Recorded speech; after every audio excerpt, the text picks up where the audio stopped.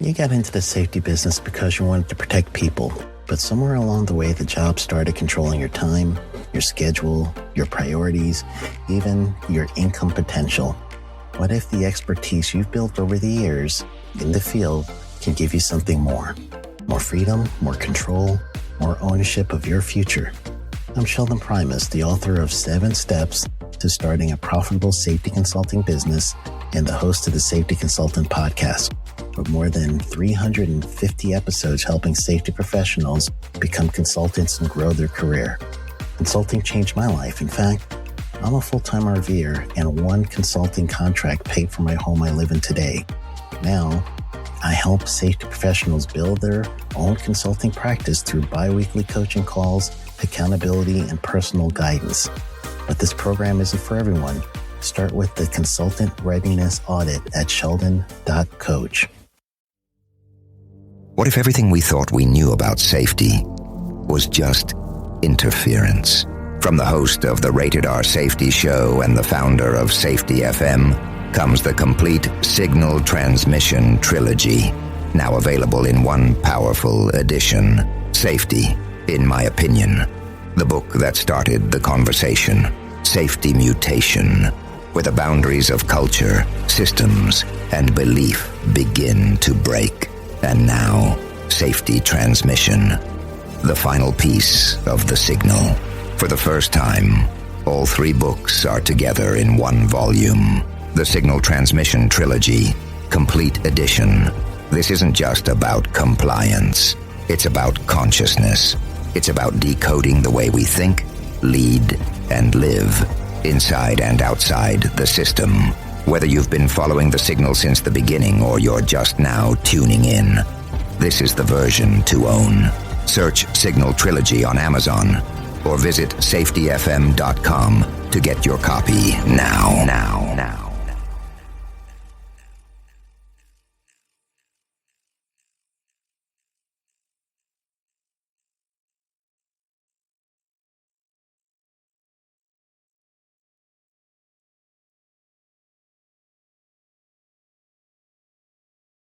You got into the safety business because you wanted to protect people, but somewhere along the way the job started controlling your time, your schedule, your priorities, even your income potential. What if the expertise you've built over the years in the field can give you something more? More freedom, more control, more ownership of your future. I'm Sheldon Primus, the author of 7 Steps to Starting a Profitable Safety Consulting Business and the host of the Safety Consultant Podcast, with more than 350 episodes helping safety professionals become consultants and grow their career. Consulting changed my life. In fact, I'm a full-time RVer, and one consulting contract paid for my home I live in today. Now, I help safety professionals build their own consulting practice through bi-weekly coaching calls, accountability, and personal guidance. But this program isn't for everyone. Start with the Consultant Readiness Audit at sheldon.coach. What if everything we thought we knew about safety was just interference? From the host of the Rated R Safety Show and the founder of Safety FM comes the complete Signal Transmission Trilogy, now available in one powerful edition. Safety, in my opinion, the book that started the conversation. Safety Mutation, where the boundaries of culture, systems, and belief begin to break. And now, Safety Transmission, the final piece of the signal. For the first time, all 3 books are together in one volume. The Signal Transmission Trilogy, Complete Edition. This isn't just about compliance. It's about consciousness. It's about decoding the way we think, lead, and live, inside and outside the system. Whether you've been following the signal since the beginning or you're just now tuning in, this is the version to own. Search Signal Trilogy on Amazon or visit safetyfm.com to get your copy now.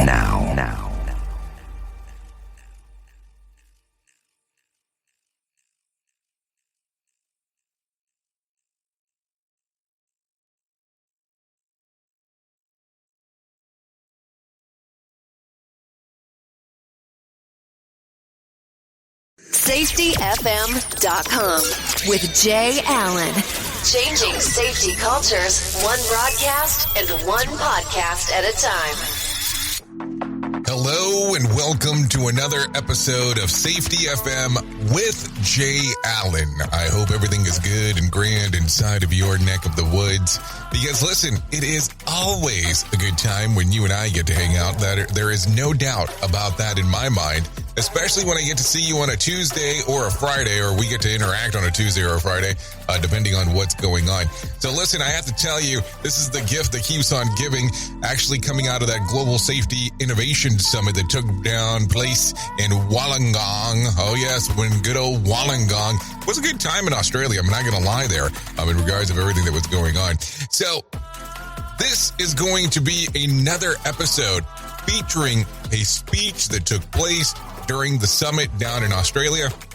And I want you to sit back today and relax and take a listen to this one.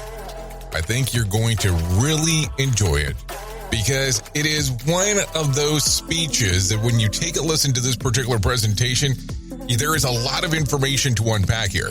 So I want to make sure that I'm clear about that. So Maeve O'Loughlin is our guest today in regards to that. Now, unfortunately, I did not get the opportunity to talk to her directly after her speech to have something to give you after she did her presentation, but I still want you to pay a lot of attention on what's going on this particular episode. So sit back and relax, and let's go ahead and get it started right now on Safety FM with Jay Allen. I'm really not a force of nature, and I'm really wrecked. I'm very, very, very wrecked. I would love to say it's just jet lag, but I had way too much fun with everybody, because this is like a reunion for some of us who've been connecting over 10 years trying to do some of these things. I'm sorry about my voice as well. It's also going because I was way too quiet last night as well. I'm speaking today on behalf of the company I work for, Svitzer. And it's actually a seafaring story. I really wanted to do this. It's a seafaring story, one of myths. An anchor that grounded us with a strong foundation. What was next? I can't remember what the next bit was. Our North Star that guided our direction.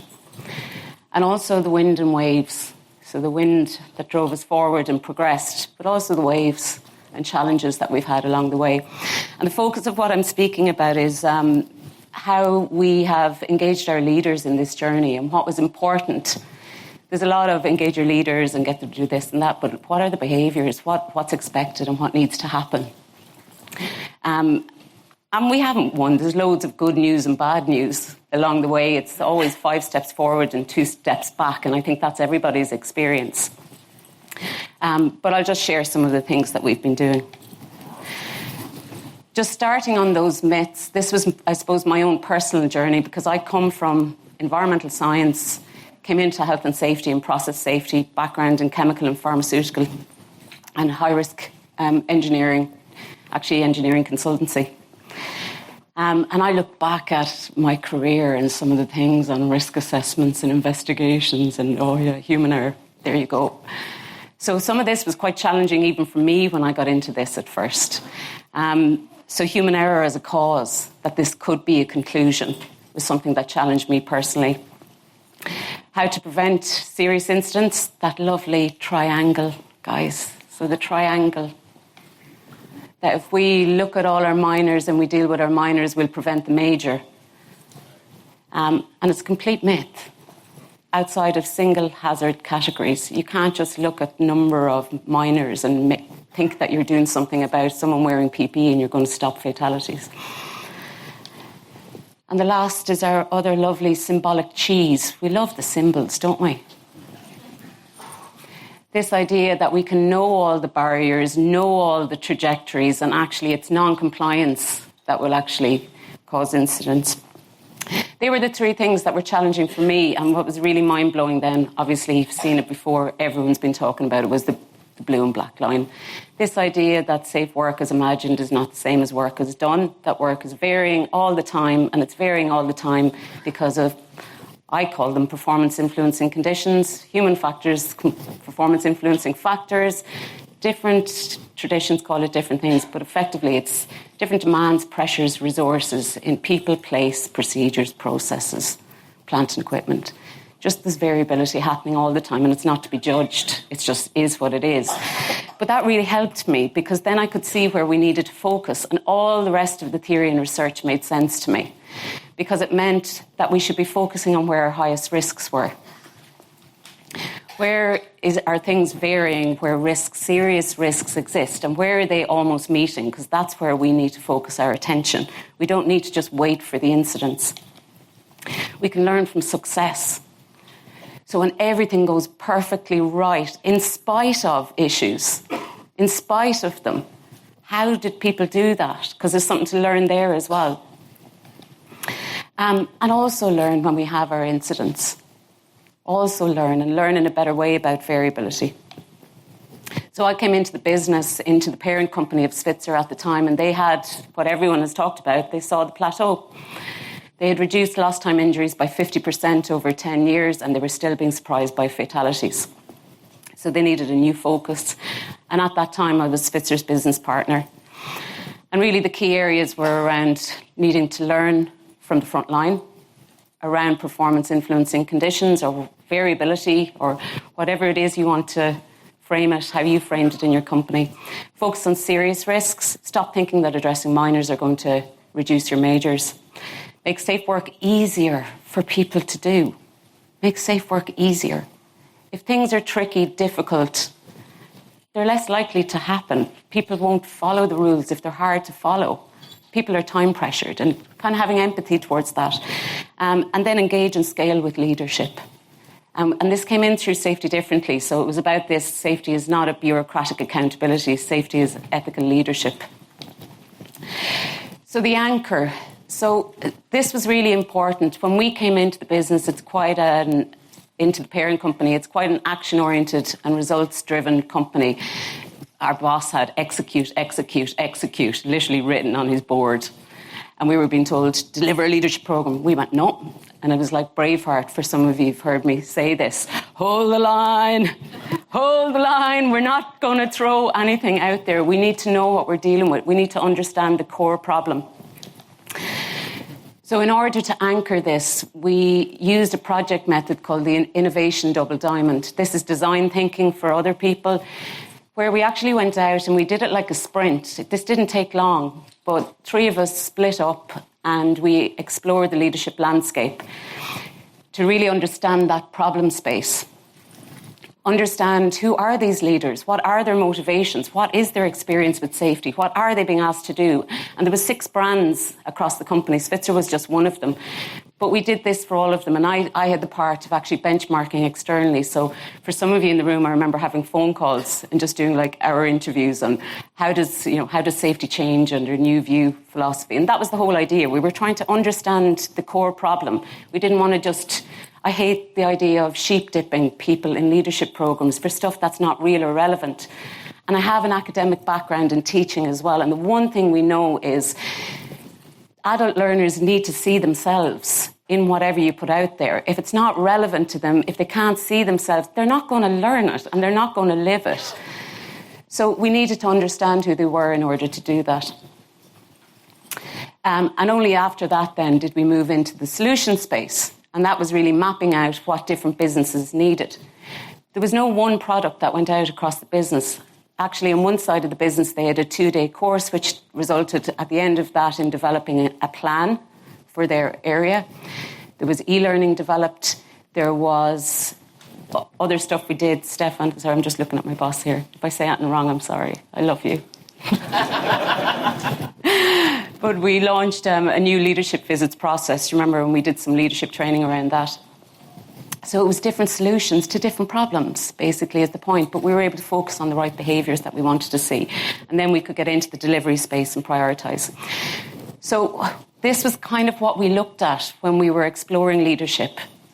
So we need to have empathy towards what our leaders are doing, what they're motivated by, what their focus of attention is.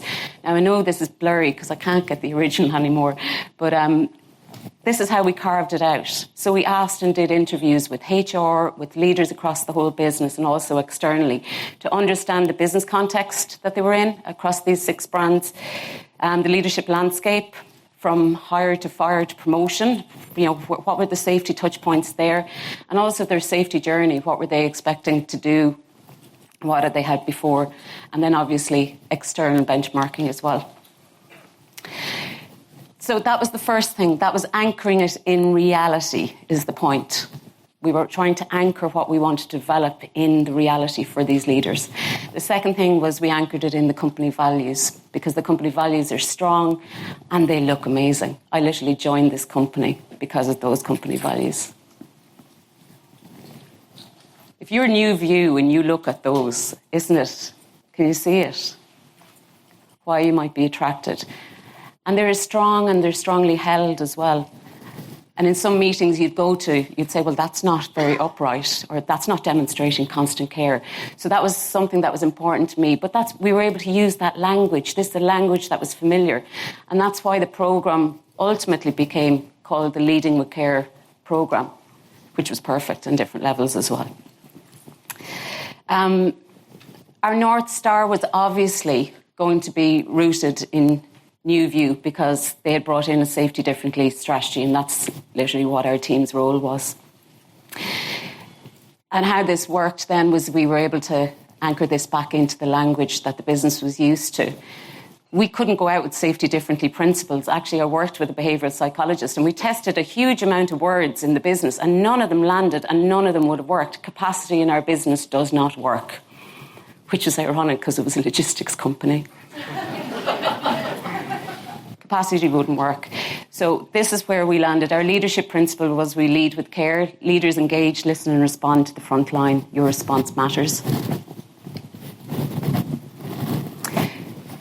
What other people would know as the capacity one was we learn and adapt. Staying ahead of serious risks drives our improvements. Being prepared matters. And our people are the experts. We learn from each other to grow our culture. Your voice matters. And they became embedded in all our strategy and what we were doing. Everything was linked back to those 3 principles in what we were trying to achieve. And that really guided what we wanted to do. And this is how this is framed. This is something that everyone in the company is familiar with. Our principles, our vision, and what we don't have a zero harm strategy. I think it's, everyone understands that for us, it does have an impact on, the corruption that Greg talked about earlier. I'm not saying just in our company. I've seen it in every company I've worked in. And I really did not want to have that again. I just don't want it.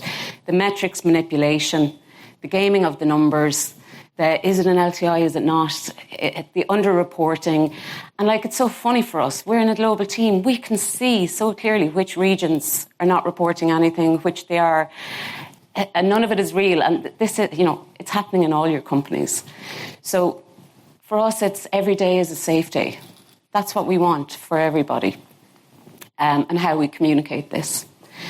It's also part of how we deliver our business strategy, because there's strong links with what we want to achieve in this space as well, not just from a safety perspective, but also because part of our strategy is to have thriving people. And it's linked with our passion for customers. So it's this idea that safe people will be thriving people, will have passion for customers, and happier employees will mean happier customers in how they're engaging with everyone every day. And this is how this looks like then, because this is what we do. It's sustainable marine services, it's towage, towage delivery, decarbonisation, innovation. So we call ourselves pragmatic innovators. This was all amazing for me as well, because this was a company that always, you'd go into other places talking about New View and there's closed. No, we've always done this. And you'd have to fight every battle just to get even small things changed. Whereas in Svitzer, they've always been open to new thinking, new ideas. I remember the conversations with Stefan, even when I was business partnering from the parent company, what benefits will this be and how would that work and what might we do? There was just always an openness there. And that is so in their culture in terms of what they do. The thriving people side, this is what people and culture are driving.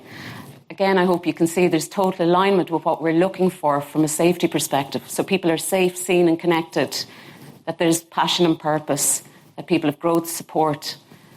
And in order to achieve that, the work that's happening is all about better listening, how to support people, how to promote growth, and how to respond to needs. So in terms of doing safety differently, just before I go back into some of the leadership stuff, this is kind of some of the stuff that we've been doing. I'm sure there's something wrong. Sorry, Stefan. But they started in 2019. They went out to all employees as part of Global Safety Day and asked everybody, what is the biggest risk where you feel the most unsafe? And they got huge numbers of insights from doing that. And from that, the first thing they did is actually resource critical risk improvements. So they put, and the marine industry is insane for not innovating, actually. For not innovating. Like a ship is a ship and always has been. I remember, being in Maersk and having a similar conversation. Technology will upgrade, but a lot of the stuff is still quite manual. A lot of the strategies that we would have always, I would use in every company, I would just look at where are we depending so heavily on procedural controls or administrative controls, and then it was such simple decision making. I just need to move that up the hierarchy of risk control. I just need to move all those administrative up to be engineering controls. You cannot do that a lot of the time in the marine industry. You can't do that. It's not easy. It literally is, are you in the line of fire? Are you standing in the wrong place? Are you holding the rope in the wrong way? And there is no easy answers for some of this. But they took this on, and I have said it wrong, actually. I can see what I did wrong. Sorry, Steph. They put in, physical fixes on the berths, on the piers. They upgraded all the emergency equipment and the man overboard equipment across the whole fleet. They brought in cold water suits to fail safely for not if somebody falls in the water, but when. They did a huge amount. So that was their first step. After that, obviously, we were looking at better metrics around the same time as well, to look at progress and impact, not just injury. There's no perfect metrics. It is the Holy Grail, just letting you know. But I just fundamentally disagree with measuring safety by incidents or measuring safety by injuries, because safety is actually about how well we're managing risks. But then the word risk is a problem itself as well. So that's why I'm saying it's like a holy grail. But we measure leadership visits, action closure, drills, and we also look at learning teams for high potential events. And high potential events in the sense that all our incidents that happen, we put them through the lens of, were there good controls in place or were we lucky? Could there have been a slight and reasonable, what is my wording on that? What is the slight difference that could have led to a more serious event? And when we ask ourselves these kind of ready reckoner questions, it becomes very clear to us this actually was a high potential. So as an example, we had a recent one where on paper it's minor asset damage. But actually when we ask ourselves those questions and we just dig into the context a little bit by asking those questions, it was, an operation with a trainee in a bow-to-bow manoeuvre, which is one of our critical risk manoeuvres. So we needed to learn, and that's when we jump in and do learning teams. Leadership engagement is hugely important. So we have the vessel visits, stripped it back. We're not asking them to do inspections. We're asking them to go and have that conversation, build trust. Where is safe work difficult? How can I help? What do you need? And we tried to, when we rolled this out, we actually did a couple of hours training with all of them about how to have these conversations. Because like what you heard earlier, it's not natural to everybody. And it was so interesting when we did do that training. Honestly, it was even teaching them how to ask questions. And I had two groups of leaders. So let's say you have a marine background, you've got an operational background leader, and we would have, let's say, a more commercial leader. And they're all on this call. And I would say, here's the scenario, ask the questions. The ones with the same background, with the marine background, would always ask closed questions. Why is he standing why is he standing 1 metre from the winch? Or whatever it might be. And I would have to coach into that space then and say, no, you're asking really closed questions. You've got your assumptions. And you're just testing your assumptions by those questions that you're asking. Whereas on the other side, we had commercial leaders who were really nervous going, I don't know how to have a chat because I don't have a marine background. Because it's difficult being vulnerable as well. So by them being on this, they were able to ask these questions. They were able to learn how to ask these questions and know that, no, it's actually what you're doing is right. Just ask your who, what, when, where, why questions. Because you'll have a better conversation from doing that. It's just giving them the confidence, I suppose, to be able to do that. So that was the kind of leadership side. And I'll get on to the actual Lead with Care programme. And then other things we're doing, simplifying back our management system. So we have a Fit for Crew HMS project that's been ongoing. And that's really putting employee confidence. We're stripping out some of the stuff that I used to call it, can I say the safety of the calculator? Is that okay? Yeah. Because it reminded me of someone in the room who, no, I know who it is. It's Oscar Hildeberg. He's the former Danish Marine Accident Investigation Board. Actually, he works with us now. Stefan managed to get him to come work for us. But he talks about the role of management systems. And he talks about the fact that they have different purposes. So don't be under the illusion that it's just a safety purpose. And I literally saw this in action. Went to a port and I'm talking to the manager about our global projects and I'm sense checking them with him and I'm asking him his views and I tell him we're simplifying the management system and that all these work activities that have risk assessments associated with them where there's different timelines, but boys basically have to administrate these every time. And I told him we're going to reduce administration by 60%. We're focusing on what's critical, what's important. And for a lot of the routine stuff that's within the competence of the crew and within the scope of what the vessel does every day, we're not going to ask them to do risk assessments and spend time on paperwork all the time. And one of the managers said, but we won't know that they're doing them then. Like, we have to keep them. How will we know that? I said, they're not doing them anyway. They're not doing. You think they're doing them? No one's doing them. Yeah, but they're all in the system. Yeah, okay, that's fine. Do you really think they're going through them and discussing them with everyone? It's all an illusion. But he kept pushing, and he was like, "Yeah, but when something happens, they'll have signed." I said, "No, that's not how the regulator works." "Yeah, but how does the regulator work?" I said, "The regulator goes, and you'll say, 'Here's the sign,' and then they'll go down and have a conversation with the boys in the crew, going, 'Did you discuss this?' 'No.' 'Did you just sign?' 'Yeah.' So they get to the same outcome anyway. But that wasn't the point of this. The point of this was his level of fear at losing stuff, because it's a comfort blanket sometimes for managers. And there was a calculator sitting in front of him. And I was going at this for about 20 minutes. 20 minutes trying to tell him, like really convince him of this. And eventually I just said, "See that calculator rod? Do you see it?" I said, "All I'm saying is, can you use that? Are you able to use the calculator?" And he went, "Yeah." I said, "We had a procedure for that and you would have had to do a risk assessment for your calculator. All I'm saying is we're saying we trust you to be able to use that calculator rod. Is that okay?" So I'm calling it the calculator story because, some of these are battles that you will face. And marine is interesting. I have too many stories and I can see I only have about 6 minutes. But anyway, marine is interesting as well because there's all these terms that, you don't hear in other industries, and there's different forms of it. So it's this thing of good seamanship. And they'll all talk about, they'll say it about themselves, "I lost situational awareness."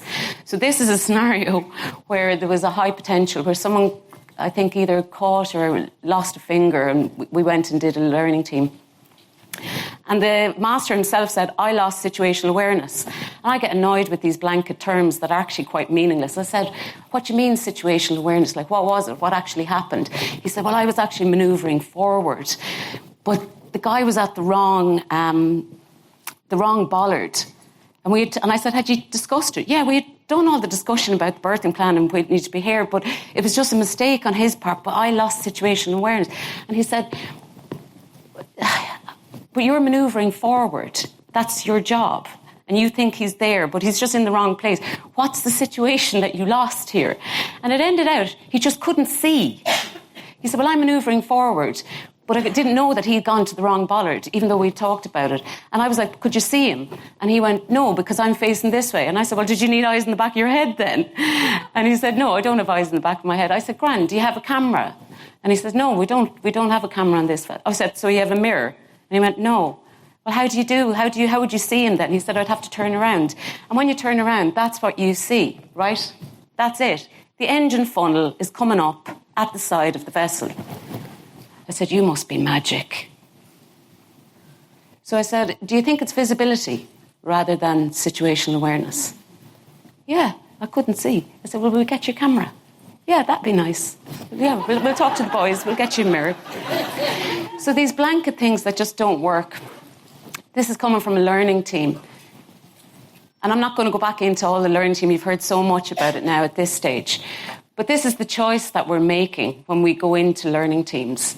You know, this was a simple incident, again, where somebody had not held the rope tails that keep your hands away from the rope eye. And that's the old rope tail in the middle, down the bottom, by the way. And usually, you know, the old way you'd say it's violations or non-compliance or that they're the cause of it. He did it to himself. He didn't hold it right. He held the eye and he should have held the rope tail. We did a learning team on that. And I said, I just took one look at it. And I said, that rope tail is really small. And the rope is quite big. I said, that'd be under tension. Yeah, it'd be under tension sometimes, and the wind would be blowing, the vessel might be moving slightly. I said, do you have the dexterity, like to actually get it up over the bollard?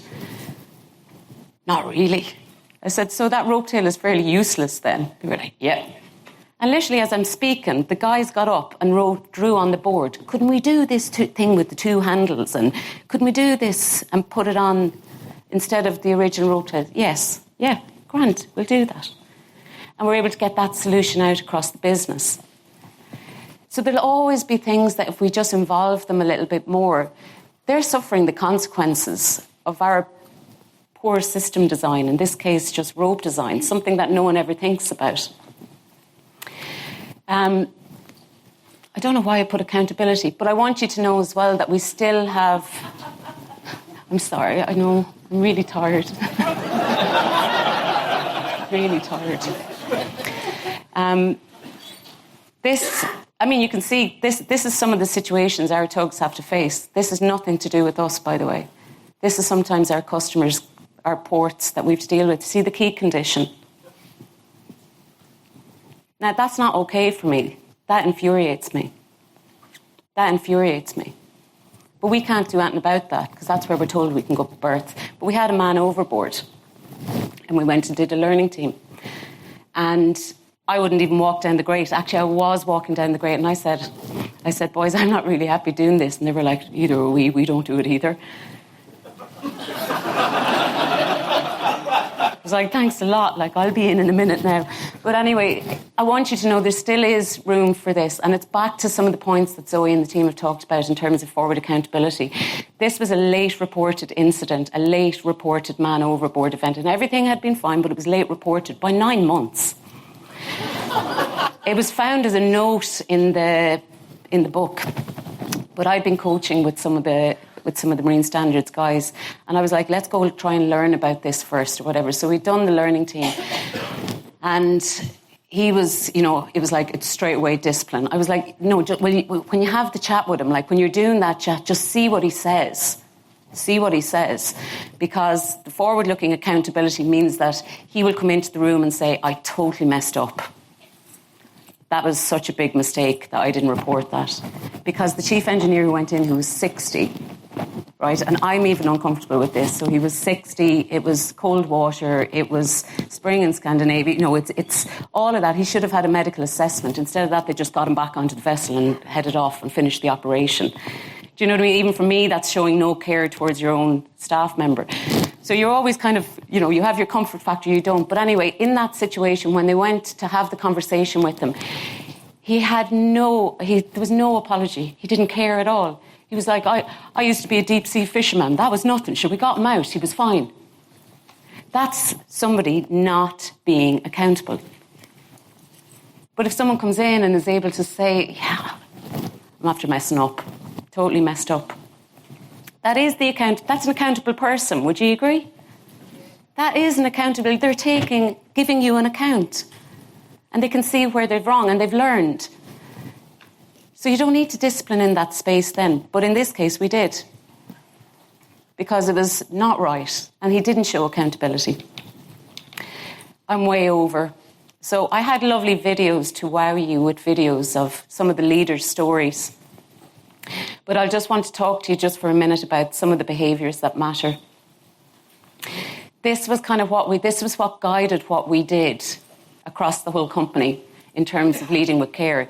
These were the behaviours. These may not be the ones that matter in your company, but these ones were the ones that mattered in ours, that came out of that exploration when we were working to explore what the issues were and what they experienced.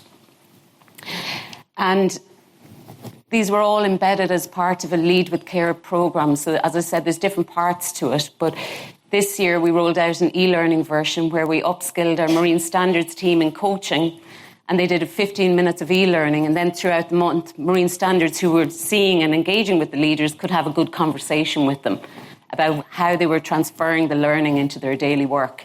And pure practical stuff, scenarios, putting them into situations to be able to see how different behaviours work in practice. And these are some of the toolkits that go with them that were requested by leaders. These are just some of the names of them. It's not actually the tools themselves, but just to give you an idea of some of the things that are there. And for some, it has been a game changer. I'm going to leave you with the General Manager of Australia. General Manager East, thank you. This is Dylan. Because this is where psychological safety came in as well, that they create the conditions for people speaking up. They create the conditions for reporting. That's why it's important to me. You will not have a reporting culture if we don't have leaders creating the conditions where it's safe to speak up. And we ran a whole campaign on this as well last year. So I'll let you just watch this, and I think I'll leave it then. I'm running over, haven't I? Hi, my name is Dylan Sheehan. I'm General Manager for the East Coast of Australia. I'd like to share a situation that occurred a couple of years ago in Sydney when I was port manager there. It was a Friday afternoon, and the vessel had just come back in alongside after docking a container ship in Port Botany. And the tug was tied up. Everyone thought that the vessel had been shut down, and there was some maintenance being performed by one of the engineers.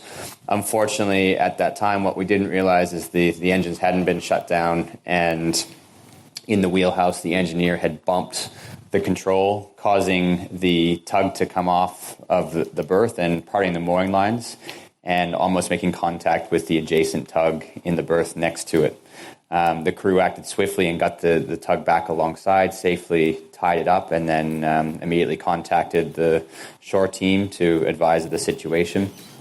It was at that point I feel like I realized that there was a bit of a disconnect, and we hadn't created that safe space for the crew, because a lot of the feedback we were getting was very cautious and guarded.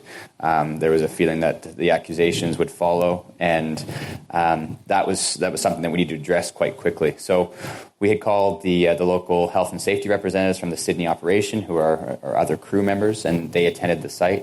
And I think it was at that point where we had a chance to speak with the health and safety representatives and just sort of debrief and say, this is not about accusations, this is not about pointing the finger or blaming, this is about making sure that our colleagues are comfortable and safe in the first instance. And once we created that safe space for the crew, I actually felt it was when that point that we saw a shift, not only for that incident and that review of that specific event, but also in Sydney, where there was an understanding that we're all in this together, and that we have a common goal, and that's obviously to keep our colleagues safe initially, and of course to deliver a service for our stakeholders. I guess in review of the incident, we then escalated it to a high potential that we did a working group with Copenhagen and the Marine Standards team. And I thought, again, that review was very indicative of the environment that we had created. Initially going in even to the hypo review, there was some tight-lipped crew members in the room that didn't want to share a whole lot. But I think as we started to go through it, the team, the Marine Standards team in Copenhagen, really did a great job to demonstrate that this is not a finger-pointing exercise. This is not a situation where we're looking to put someone's job or career on the line. This is very much about understanding the root causes of why this happened, and can we identify lessons learned so that doesn't happen again. And through the following 4 or 5 hour session that we held with Copenhagen, we had some really good learnings that came out of that. And the feedback I had from the crew members as a result was that was one of the best opportunities they had in their time in Svitzer. And I'm talking colleagues who've been here for 15, 20 years, that they really felt listened to and cared for. And I think what was then demonstrated across the crew was that, yeah, this is something where we do put safety at the forefront, and it's not just words, it's actions. And we demonstrated that throughout the process. And it wasn't just the shore staff, it was the way the crew handled themselves, it was the way the HSRs handled themselves, it was the way that Marine Standards, both locally and in Copenhagen, conducted themselves through the high potential review. And I think that really sort of set the stage for a different level of psychological safety for the crew in Sydney. How amazing is that? Like, that's when I start going, yes, we're getting it. I'm going to leave it there. I have other stuff. You can see the slides. It hasn't all been perfect. Just know that. No, it's not for anybody. We have a very compliance-based industry. We're at the bottom of the supply chain, so there's so many customer requirements and they're all different. But you can see these slides again in future. Thank you, everybody. The views and opinions expressed on this podcast are those of the host and its guest and do not necessarily reflect the official policy or position of the company. Examples of analysis discussed within this podcast are only examples. They should not be utilized in the real world as the only solution available, as they are based only on very limited and dated open source information. Assumptions made within this analysis are not reflective of the position of the company. No part of this podcast may be reproduced, stored in a retrieval system, or transmitted in any form or by any means, mechanical, electronic, recording, or otherwise, without prior written permission of the creator of the podcast, Jay Allen. You got into the safety business because you wanted to protect people, but somewhere along the way, the job started controlling your time, your schedule, your priorities, even your income potential. What if the expertise you've built over the years in the field can give you something more? More freedom, more control, more ownership of your future. I'm Sheldon Primus, the author of 7 Steps to Starting a Profitable Safety Consulting Business and the host of the Safety Consultant Podcast, with more than 350 episodes helping safety professionals become consultants and grow their career. Consulting changed my life. In fact, I'm a full-time RVer, and one consulting contract paid for my home I live in today. Now, I help safety professionals build their own consulting practice through bi-weekly coaching calls, accountability, and personal guidance. But this program isn't for everyone. Start with the Consultant Readiness Audit at sheldon.coach. What if everything we thought we knew about safety was just interference? From the host of the Rated R Safety Show and the founder of Safety FM comes the complete signal transmission trilogy, now available in one powerful edition. Safety, in my opinion, the book that started the conversation. Safety Mutation, where the boundaries of culture, systems, and belief begin to break. And now, Safety Transmission, the final piece of the signal. For the first time, all 3 books are together in one volume. The Signal Transmission Trilogy, Complete Edition. This isn't just about compliance. It's about consciousness. It's about decoding the way we think, lead, and live, inside and outside the system.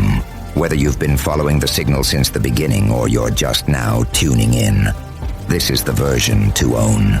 Search Signal Trilogy on Amazon or visit safetyfm.com to get your copy now.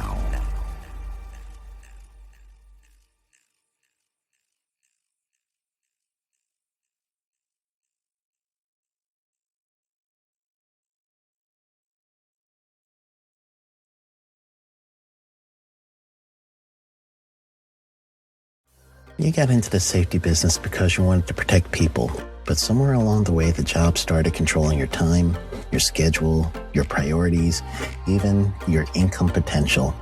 What if the expertise you've built over the years in the field can give you something more. More freedom, more control, more ownership of your future.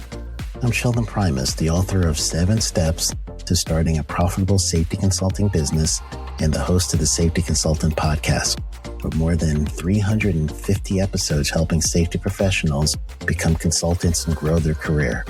Consulting changed my life. In fact, I'm a full-time RVer, and one consulting contract paid for my home I live in today. Now, I help safety professionals build their own consulting practice through bi-weekly coaching calls, accountability, and personal guidance. But this program isn't for everyone. Start with the Consultant Readiness Audit at sheldon.coach. What if everything we thought we knew about safety was just interference? From the host of the Rated R Safety Show and the founder of Safety FM comes the complete signal transmission trilogy, now available in one powerful edition. Safety, in my opinion, the book that started the conversation. Safety Mutation, where the boundaries of culture, systems, and belief begin to break. And now, Safety Transmission, the final piece of the signal. For the first time, all 3 books are together in one volume. The Signal Transmission Trilogy, Complete Edition. This isn't just about compliance. It's about consciousness. It's about decoding the way we think, lead, and live, inside and outside the system. Whether you've been following the signal since the beginning or you're just now tuning in, this is the version to own. Search Signal Trilogy on Amazon or visit safetyfm.com to get your copy now.